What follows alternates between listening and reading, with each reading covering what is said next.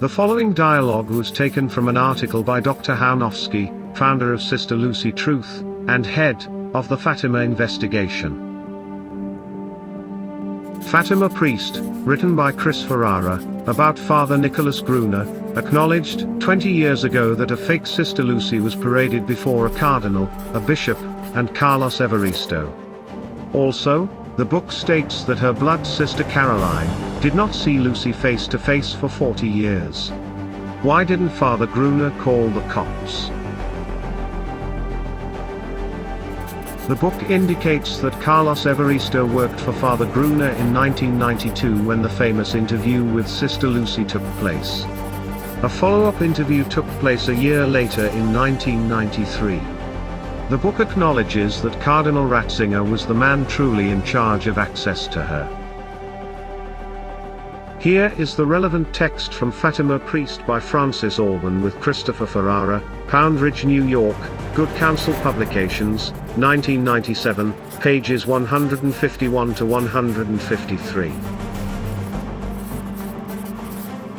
Speaking about the October 11, 1992 meeting between the Cardinal, the Bishop, Carlos Evaristo, Mother Prioress of the Coimbra Carmel, and Sister Lucy, Fatima Priest states, "Enter the Oscar nominee performers, Mother Superior and Carlos Evaristo. Enter the woman, in a Carmelite habit who had the appearance of being Sister Lucy. The play begins. Sister Lucy will receive you," says an extern sister returning from making the arrangements. The doors open in the audience room. 2 Carmelites are waiting just inside. On the left stands Mother Prioress. The nun on the right was presented as Lucy dos Santos, the most famous nun of the 20th century. She turned 10 years old 7 months before the 1917 November Revolution in Russia. Now she is 85. Much shorter than was expected. Evaristo reported, "She wears the habit of the Carmelites which, amazingly, does not properly fit her." After initial instructions, the players move to an adjacent room where they sit down facing each other, with no grill between them, totally contrary to the customary rule adhered to for the past 400 years, both here and at all Discalced Carmelite convents. The Cardinal and the Bishop were very nervous according to Evaristo. And well they should have been. Unable to speak Portuguese, they were unknowingly about to participate in a great work of fiction, the likes of which had never been heard in the whole history of Fatima. It would be entitled, 2 Hours with Sister Lucy, the pamphlet Evaristo would fabricate, claiming to be based on the interview with Sister Lucy. This performance that would follow the words about to be spoken, would starkly and cruelly suggest that Catholics, who grew up believing in Fatima, had been lied to at their mother's knee, and been victims of disinformation for 75 years. The book then implies that this interview, actually there were 2, one on October 11, 1992 and October 11, 1993, were unique events, and the real Sister Lucy was somehow still in the convent in Coimbra, but, for this interview, an impostor was put out. For 7.5 decades, this dear nun had been sheltered, shielded, protected by the Church. The text then indicates the person who was the gatekeeper to Sister Lucy during those years. There is a long list of bishops and cardinals all standing in line to say, "No to you," all apparently on behalf of the man, truly in charge of access to her, Cardinal Ratzinger. And, in spite of all that, the 2-hour interview about to take place occurs while this secluded nun, cloistered for all of her adult life, sits facing and holding hands with a man she has never laid eyes on before, who is neither cardinal nor bishop, but rather Carlos Evaristo, a minor employee of Father Gruner's apostolate who has chauffeured the dignitaries to Coimbra. Arguing that it was indeed Sister Lucy they saw, Evaristo said to Brother François de Marie d'Orange, "It was her. There is no doubt about it. I touched her face. I embraced her." A Carmelite whom mere bishops and archbishops cannot approach without Cardinal Ratzinger's approval. she was not able to see her own blood sister Caroline for over 40 years except through the grill, and then only when surrounded by half the community. Embraced by a stranger. When Brother Francois challenged him, "You have no decisive proof that you were in the presence of Sister Lucy?" Evaristo made the astounding reply, "She was sitting in front of me. She held my hand like this for 2 hours." For any cloistered nun to hold hands with a stranger for 2 hours is a curious business. For this particular cloistered nun, it is unimaginable. The authors, Francis Alban and Chris Ferrara, with the obvious approval of Father Nicholas Gruner, the book also bears a foreword by Father Malachi Martin, draw the following conclusions concerning this meeting. The Evaristo pamphlet presents a new Sister Lucy who serves as the pathetic ventriloquist's dummy of the anti-Fatima forces, obediently repudiating everything Sister Lucy of Fatima had said before. The pamphlet is a veritable cavalcade of capitulation in which the new Sister Lucy finds a way to consign to oblivion what the old Sister Lucy had told the entire world.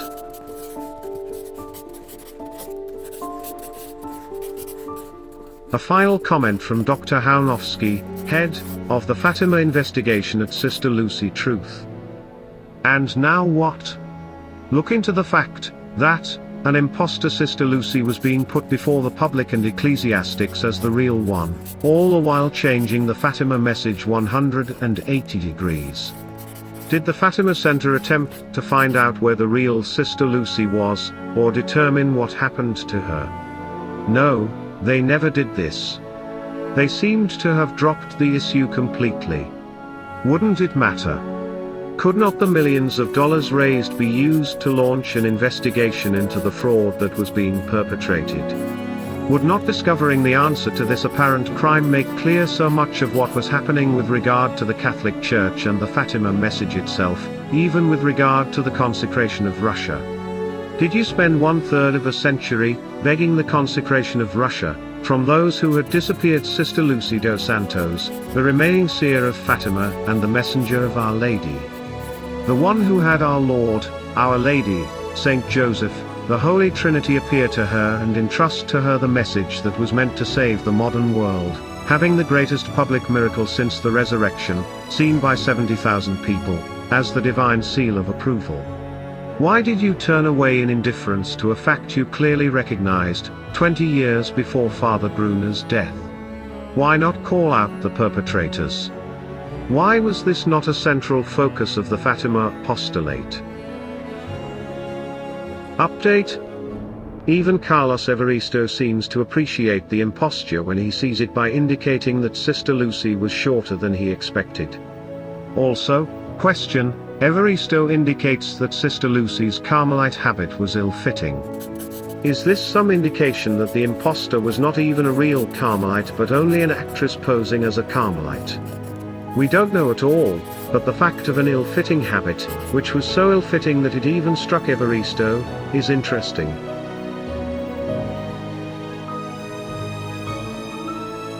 I have no answers to the above questions yet. However, we at Sister Lucy Truth will not let this go until we find out the full truth and achieve justice. Promise. God wills it.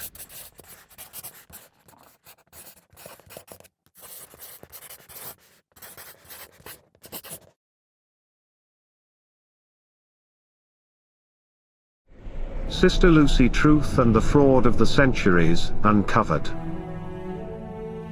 In 2017, Dr. Peter Chojnowski, after spending several years puzzling over the dissimilarity between photos of the early Sister Lucy and the Sister Lucy of 1967 and beyond, founded Sister Lucy Truth, an organization dedicated to a complete identification of Sister Lucy of Fatima. This project is a scientific attempt to determine whether there was a substitute who replaced a murdered or disappeared Sister Lucy of Fatima.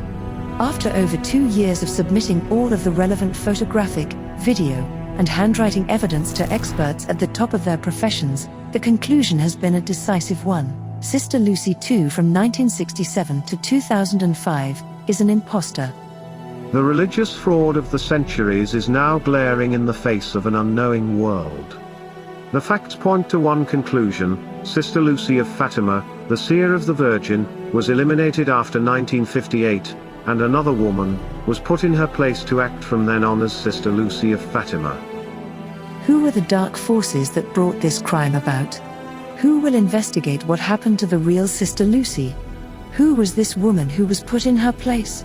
What were the intrigues in church and state which required that Sister Lucy dos Santos, the sole surviving seer of the apparitions of Fatima, disappear forever and be replaced by one who would not interfere with the agenda of the highest officials in the Vatican? This calls for a movie to break the story to a world that will soon, in the cinema, hear about the story of Fatima again. It is, however, a story more fascinating and terrifying than anyone could ever have guessed.